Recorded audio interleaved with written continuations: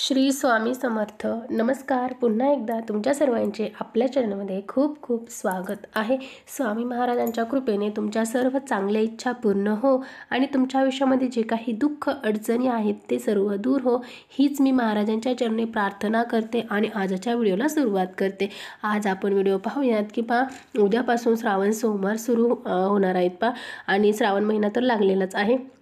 तर या श्रावणमध्ये आपण सर्व इच्छा पूर्ण करणारे आपण काही व्रत करत असतो. तर त्यातलंच एक मोठं व्रत म्हणजे 16 सोमवारचं व्रत. आता आपण हे 16 सोमवारचं व्रत कसं करायचं आणि त्याची पूजाविधी, मंत्र, महत्त्व आपण हे या आजच्या व्हिडिओमध्ये पाहूयात.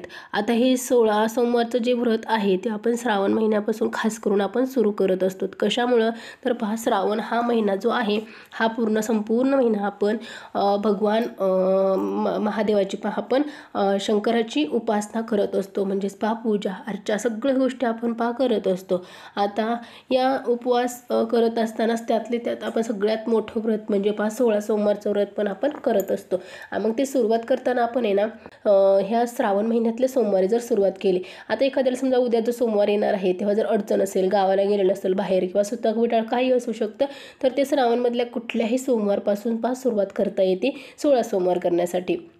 तर हे 16 सोमवार जे व्रत आहे तुम्ही कुठलीही मनोकामना जर तुमच्या मनामध्ये धरून जर तुम्ही हे व्रत केलं तर ते तुमची मनोकामना पूर्णही होतेच होते. कारण ह्या व्रताचंच महत्त्व इतकं आहे की ते खूप आता तुमच्याकडे ज्यांच्याकडे ज्यांनी केलेलं असेल ना इथून मागे तर त्यांना सांगण्याची काहीच गरज नाही. आणि ज्यांनी करणार आहेत ना तर त्यांनी पुस्तक आणायचं, अगोदरच पुस्तक आणायचं. पुस्तकामध्ये सगळी माहिती दिलेली आहे.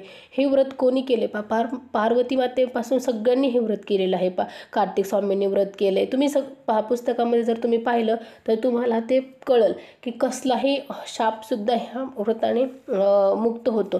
त्यासाठीच आपल्याला हे व्रत जे आपली इच्छा पूर्ण करण्यासाठी करायचं आहे. पूजाविधी म्हणजे आपण त्याची मांडणी वगैरे ना मी पाठीमागच्या ज्या वर्षी व्हिडिओ बनवला होता ना तर तेव्हा मी सगळी मांडणी कशी करायची वगैरे मी सगळं त्यामध्ये दाखवलं होतं. ते डिस्क्रिप्शनमध्ये तुम्हाला देईल. मी आता पूजाविधी आणि ते मंत्र महत्त्व थोडंसं समजून सांगते तुम्हाला. कारण हे आता पहिलं सांगितलं की सोमवार 16 सोमवार हे आपण श्रावणच्या कुठल्याही सोमवारपासून सुरुवात करू शकतो. यानंतर की आपण मांसाहार करू शकत नाही. आपण 16 सोमवार व्रत करतोय तर आपण मांसाहार करू शकत नाही. आपल्या घरातल्यांनाही मांसाहार करण्यासाठी द्यायचा नाही. जोपर्यंत तुमचे सोमवार संपत नाही तोपर्यंत तुम्ही तर मांसाहार करू शकत नाही. आणि घरातल्यांनी सुद्धा नाही केला तर अतिशय चांगलं. पण समजा घरातले जर करत असतील तर ते इतर कुठल्या वारी करायचं. सोमवारच्या दिवशी कधीही मांसाहार करू द्यायचा नाही. तसं तर आपण करतच नाहीत. श्रावण महिना चालू आहे आणि बऱ्याच घरांमध्ये मांसाहार हा करत नाहीत. कारण आपण श्री स्वामी समर्थ महाराजांचे सेवेकरी आहोत. त्यामुळे आपण मांसाहार हा करतच नाहीत.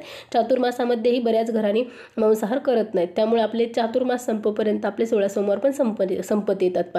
तर आता पहिलं पाहूयात की आपण 16 सोमवार हे करत असताना आपल्याला पाहिलं की आपल्याला मांसाहार बंद करायचा आहे. त्याचप्रमाणे आपल्याला ब्रह्मचर्याचं पण पालन करायचं आहे. आता नंतर पाहूयात की 16 सोमवार आपण घरीच पूजा करायची का मंदिरात जाऊन पूजा करायची. तर तुम्ही मंदिरातही पूजा करू शकता, घरीही पूजा करू शकता. घरी पूजा केली की आपल्याला असं वाटतं की खरंच मी पूजा मांडली आहे.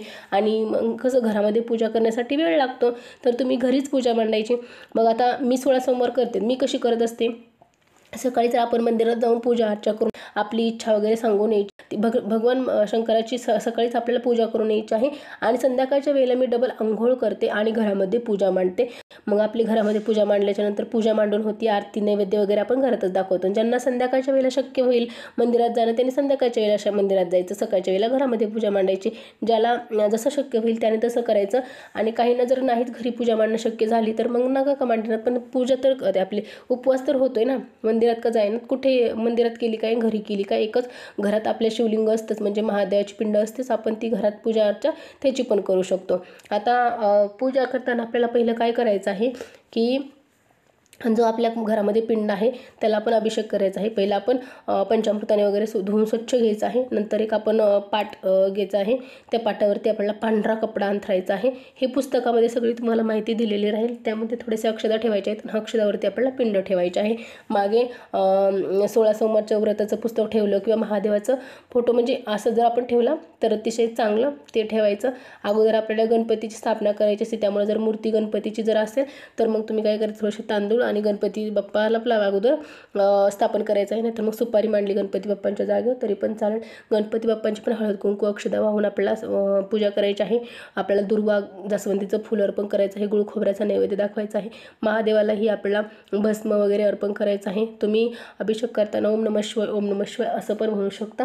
आणि तेच तीर्थ तुम्ही ज्याने उपवास सोडता वेळेस आपण तो तीर्थ म्हणून आपण पाणी पिऊ शकतो. त्यासाठीच आपल्याला भरपूर पाणी एक तांब्यावर ओम नमः शिवाय म्हणत आपण जरी किंवा ओम त्र्यंबकरे जामे सुगंधी पुष्टीवर्धन उर्वारुक निबंधनानं मृत्यू मोक्षेमामृत हा मंत्र म्हटला तरी पण चालेल. किंवा मग आपण शिवशंकर नमामि शंकर शिवशंकर शंभो हे गिरिजापती भवानी शंकर शिवशंकर शंभो हा मंत्र म्हटला तरी पण चालेल.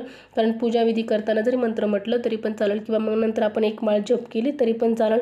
याचं महत्त्वच खूप 16 सोमवारचं खूप असं महत्त्व आहे. हे 16 सोमवार 2 पद्धतीने करता येत. एक तर आपण दिवसभर निरंकार म्हणजे निर्जयी उपवास करायचा आहे आणि संध्याकाळच्या वेळेला आपण पूजा वगैरे केल्याच्या नंतर आपल्याला खडीसाखर आणि खाऊन मग पाणी प्यायचं आहे. खडीसाखर खायची आहे मग पाणी प्यायचं आहे असा उपास सोडवायचा आहे.